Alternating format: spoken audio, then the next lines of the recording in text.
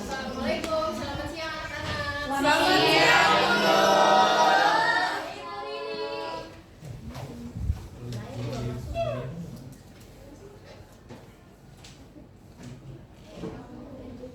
Oke, baik, sebelum pelajaran dimulai, alangkah baiknya ketua kelas memimpin doa terlebih dahulu. Oke, baik Ibu. Oke teman-teman, sebelum kita memulai pelajaran, alangkah baiknya kita berdoa menurut kepercayaan masing-masing. Berdoa dimulai.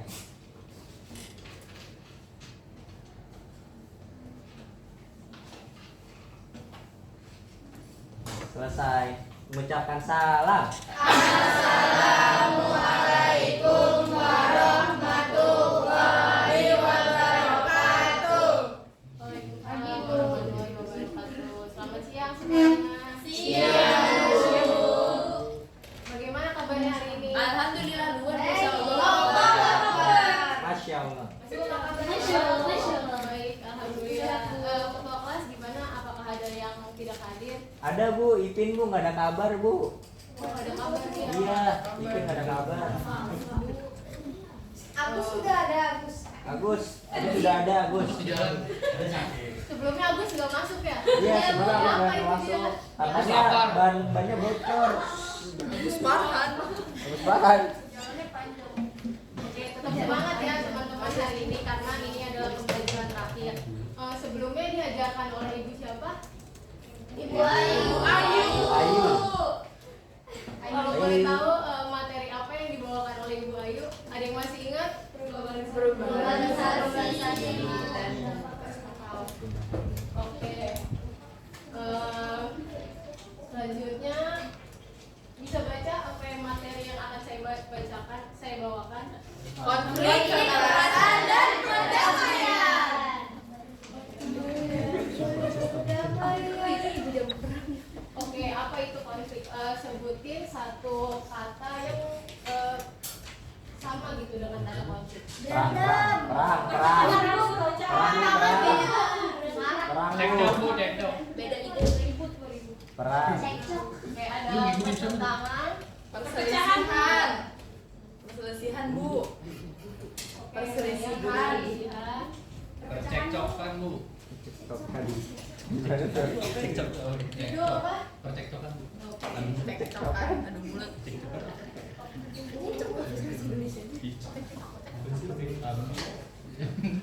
Ada lagi yang ingin dibacakan?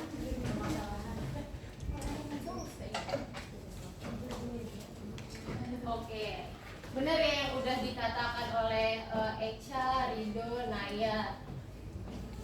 Selanjutnya boleh di next. Jadi dapat disimpulkan bahwa konflik adalah sebuah kondisi saat ada dua atau lebih pandangan, keinginan, kepercayaan, kepentingan, nilai atau kebutuhan yang berbeda, berseberangan, tidak sejalan atau tidak selaras. Konflik biasanya timbul dari adanya perbedaan-perbedaan dalam kehidupan seperti perbedaan fisik, kebudayaan, nilai, kepentingan, emosi, kebutuhan atau pola-pola perilaku antar individu atau kelompok dalam masyarakat. Perbedaan-perbedaan dalam tersebut dapat memuncak menjadi konflik sosial saat sistem sosial masyarakatnya tidak dapat mengakomodasi perbedaan-perbedaan yang ada di dalam masyarakat tersebut. Penyebab konflik. Yang pertama, adanya perbedaan sistem nilai dan sistem norma di antara kelompok-kelompok sosial yang ada di masyarakat. Seperti contohnya kaum LGBT ya, yang berbeda pandangan gitu dengan masyarakat luar dan masyarakat yang ada di Indonesia. Contoh lain seperti kebiasaan meminum alkohol. Kalau di luar negeri itu kan ya, jadi kalau di luar negeri itu kan minum alkohol ini bahkan sudah diperjualbebaskan gitu ya, sedangkan di Indonesia terdapat beberapa etnis atau agama yang kurang diperbolehkan gitu. Kira-kira di kelas ini ada nggak nih yang suka minum alkohol di sini?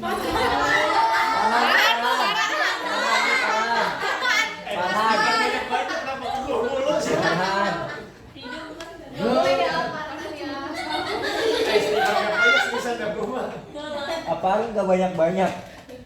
Yang kedua, adanya perbedaan pandangan di antara dua orang atau lebih yang berkenaan persoalan prinsip. Seperti contoh kayak ada di acara debat terdapat tim kontra dan tim pro. Contoh lain juga seperti terdapat orang tua yang terlalu strict parents dan ada orang tua yang terlalu membebaskan anaknya gitu. Yang ketiga, adanya benturan kepentingan terhadap suatu hal atau objek yang sama. Misalnya seperti pengusaha yang sedang mengeksplor sebuah desa, terus pengusaha itu tuh melihat suatu lahan, dia menganggap bahwa lahan itu sebuah tempat yang bagus gitu untuk dijadikan perkembangan. Tetapi di sisi lain petani yang tinggal atau warga yang tinggal dekat lahan tersebut tuh merasa tidak suka dengan adanya pengusaha tersebut karena lahan tersebut menjadi lahan yang sering dipakai untuk petani gitu. Selanjutnya adanya perselisihan paham yang menimbulkan emosi di antara kedua belah pihak. Seperti A yang sedang menjelaskan materi ke si B, tetapi si A-nya ini tidak fokus gitu. Jadi si B-nya ini memuncak emosinya karena si A-nya ini tidak fokus dan menimbulkan emosi di antara kedua belah pihak. Selanjutnya ada bentuk-bentuk konflik. Yang pertama ada konflik individu. Konflik individu biasanya muncul karena perbedaan pendapat, tujuan, atau kepentingan. Konflik individu dapat timbul karena berbagai faktor seperti perbedaan kepribadian, peran, atau tujuan yang berbeda dalam suatu organisasi. Jadi konflik individu ini terbagi menjadi dua, individu dengan individu. Yang kedua itu ada individu dengan kelompok. Jadi kalau individu dengan individu ini seperti kakak atau adik yang sedang berantem gitu, atau misalnya ada yang punya pacar nih suka cekcok sama pacarnya. Lido. Bu. Yang kedua ada individu dengan kelompok, misalnya seperti Hilya yang tidak suka dengan kelompok fotografi karena si Hilya ini menganggap bahwa kelompok fotografi ini suka mengambil foto secara tanpa izin gitu. Lanjut, yang kedua ada konflik antar kelas atau vertikal. Konflik antar kelas atau golongan adalah bentuk konflik yang terjadi karena adanya perbedaan kepentingan antara dua golongan yang terlibat dalam konflik. Biasanya konflik ini disebabkan oleh perbedaan status sosial, kekuasaan, dan lain-lain. Konflik antar kelas ini dapat terjadi dalam berbagai konteks, seperti dalam organisasi maupun masyarakat. Ini contohnya kayak konflik antar bawahan dengan atasan gitu, atau konflik borjuis dengan konflik proletar gitu. Selanjutnya ada konflik rasial. Konflik rasial adalah bentuk konflik sosial yang terjadi karena perbedaan fisik antara dua ras yang berbeda. Konflik ini biasanya disebabkan oleh perasaan superioritas masing-masing ras dan kepentingan kelompok sendiri. Konflik sosial ini dapat menjadi sangat riskan dan sering terjadi terutama jika salah satu ras menjadi kelompok minoritas. Hal ini dapat memicu perpecahan dan perselisihan yang berkepanjangan. Misalnya seperti politik apartheid, ada yang tahu? Ya, jadi politik apartheid ini si ras yang berkulit putih ini merasa dirinya paling tinggi superioritas, sedangkan kulit yang berwarna hitam ini sebaliknya gitu.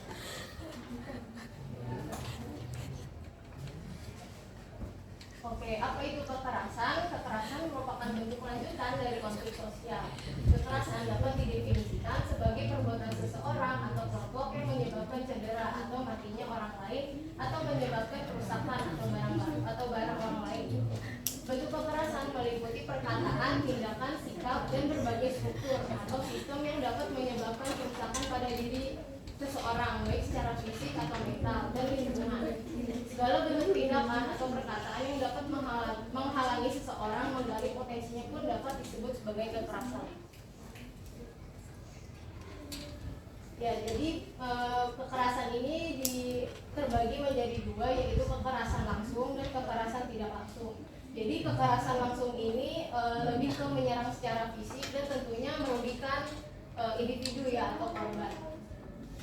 Contohnya seperti KDRT atau kekerasan dalam rumah tangga. ada yang bisa memberikan contoh lain selain KDRT terkait kekerasan langsung? Mau ngasih tahu? Ya boleh.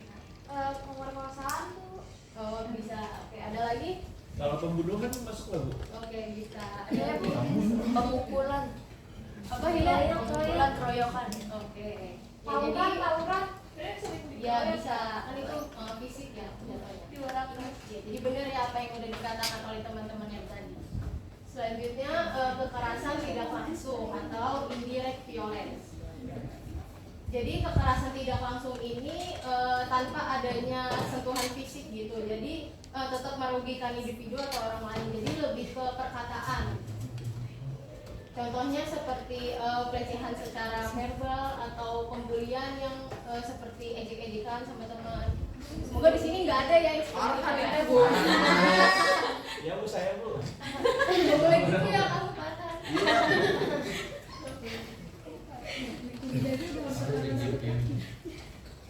Oke, penyebab kekerasan. Yang pertama ada individu tidak dapat mengendalikan emosi dirinya. Contohnya seperti seseorang karyawan yang terus mendapatkan kritik nih dari atasannya. Jadi si karyawan ini tuh melontarkan kata-kata yang tidak seharusnya dia keluarkan gitu pada atasannya. Selanjutnya adanya permasalahan yang memancing permusuhan. Misalnya terdapat dua kelompok nih atau dua circle, yang satunya ini, yang salah satu anggotanya ini lagi musuhan nih sama anggota lainnya, terus teman-temannya malah ikutan gitu. Ya nggak boleh kayak gitu ya. Berantem ajak-ajak. Selanjutnya adanya prasangka buruk dari seseorang atau satu kelompok terhadap individu lainnya atau kelompok lainnya. Contohnya seperti diskriminasi. Lanjut, adanya keinginan manusia dalam mendapatkan prestasi. Ini sih lebih ke egois gitu ya. Lebih ke mementingkan diri sendiri. Selanjutnya akibat konflik dan kekerasan. Poin yang pertama, perubahan kepribadian pada diri seseorang. Contohnya itu seperti seseorang yang tadinya dia mendapatkan pelecehan seksual atau misalnya pembulian, yang tadinya dia ceria, sekarang karena mendapatkan hal tersebut itu jadi tiba-tiba murung atau tiba-tiba jadi pendiam gitu. Selanjutnya, semakin kuatnya rasa solidaritas kelompok in group feeling atau retaknya dan goyahnya suatu kelompok sosial. Ini contohnya seperti suatu kelompok etnis yang sedang lagi ribut gitu, cekcok. Terus si kelompok yang menang ini merasa kelompoknya makin solid, sedangkan kelompok yang kalah ini justru sebaliknya gitu, atau retaknya goyah. Selanjutnya, timbulnya korban jiwa serta hancurnya harta benda. Ini seperti perang antar negara gitu, kan menimbulkan korban jiwa ya serta hancurnya harta benda. Itu kayak Palestina gitu. Ya, Palestina.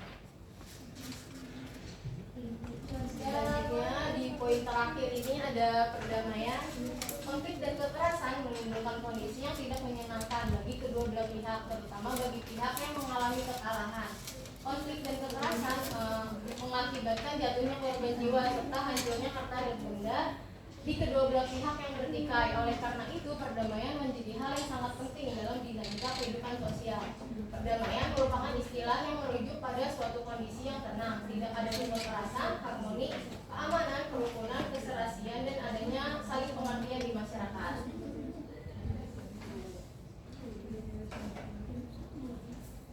Oke, yang terakhir ada kesimpulan. Konflik merupakan pertentangan yang disebabkan karena adanya perbedaan antar individu dengan kelompok, kelompok dengan kelompok, baik itu perbedaan budaya, pandangan, pemikiran yang terjadi di masyarakat.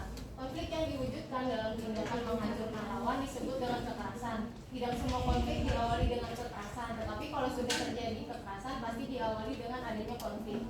Agar konflik tidak mengarah ke kekerasan, maka konflik tersebut harus segera diselesaikan dengan cara berdamai. Oke, baik. Di sini apakah ada yang bertanya? Ibu mau bertanya, Ibu. Oke, silakan. Ya, Ibu mau nanya, gimana sih cara menyelesaikan konflik hingga bisa terjadinya perdamaian?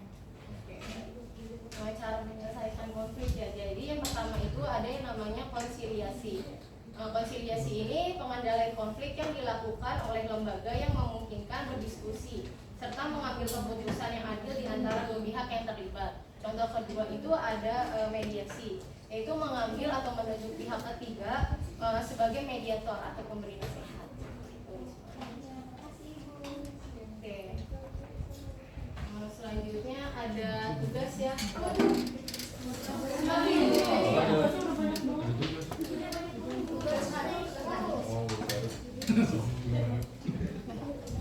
Silakan dicatat ya. Baik Ibu.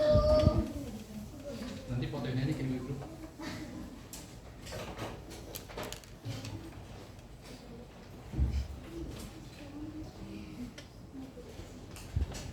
Kelihatan nggak? Kelihatan. Kelihatan Bu.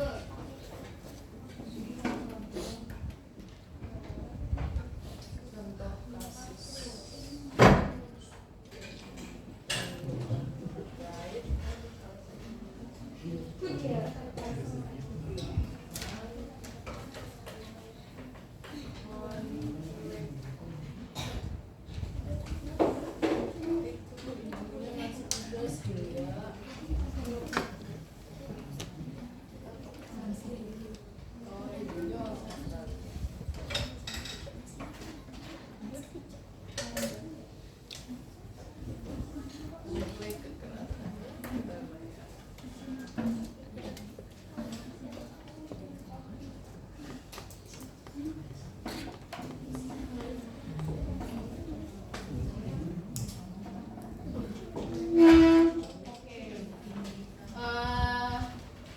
Silakan dicari ya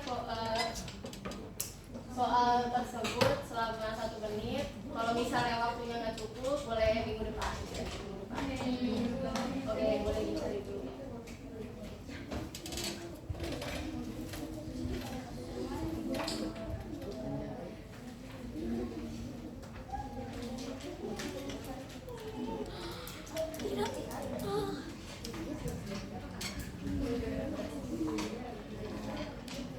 Apakah ada yang sudah nemu? Teman-teman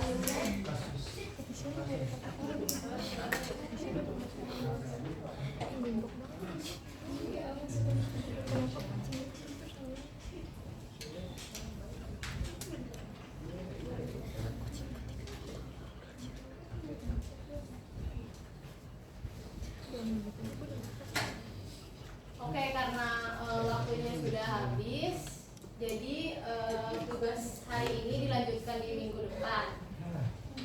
Itu contoh kasusnya satu orang sama apa? Harus beda ya, nanti di list di grup. Oke, baik Ibu. Oke ya, karena waktunya udah habis juga nih, Ibu lihat kalian udah pada lemes nih karena pelajaran terakhir kali ya. Oke, Ibu cukupkan ya. Mohon maaf bila ada kesalahan kata.